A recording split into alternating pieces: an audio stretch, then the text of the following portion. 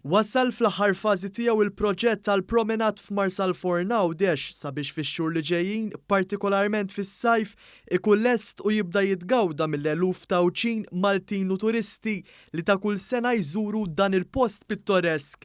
F'kummenti ma' dan l-istazzjon il-Ministru Għawdex Clint Camilleri spjega kif dan il-proġett se jsebbaħ iż-żona bis-swit waħda mill-akbar bajjiet popolari f'pajjiżna. Bħalissa propju għaddejjin issa bl-aħħar fażi tax-xogħol ġewwa Marsalforn il-waterfront ta' Marsalforn. Irrid ngħid li wasal nissa sa 65% tax-xogħol huwa komplut fejn qegħdin nibdlu mhux biss il-wiċċ iżda qed nibdlu s-servizzi kollha. Għal daqstant żgur ser nkunu qegħdin nagħtu biex ngħidu hekk DEHRA ġdida, DEHRA mill-isbaħ lill-waterfront ta' Marsalforn kif ukoll lill-menqa li diġà hija kompluta. Il-Ministru Camilleri saħaq li dan il-proġett jirrifletti l-ħidma ta' dan il-Gvern sabiex Marsalforn isir ċentru turistiku ta' divertiment e kif l-istess ħin tkun qed tistimula aktar investimenti fl-industrija turistika lokali.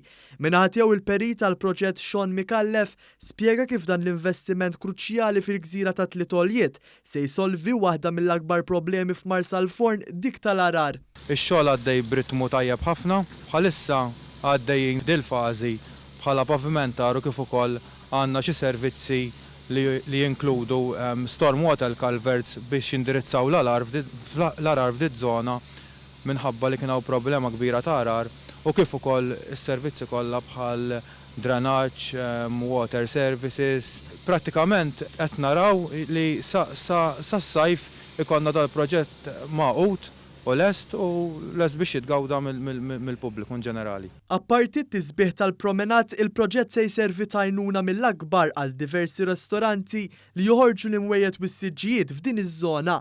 Intant jikkumplimenta dal-investiment hemm dawk tal-menqa u l-breakwater f'Marsalforn stess.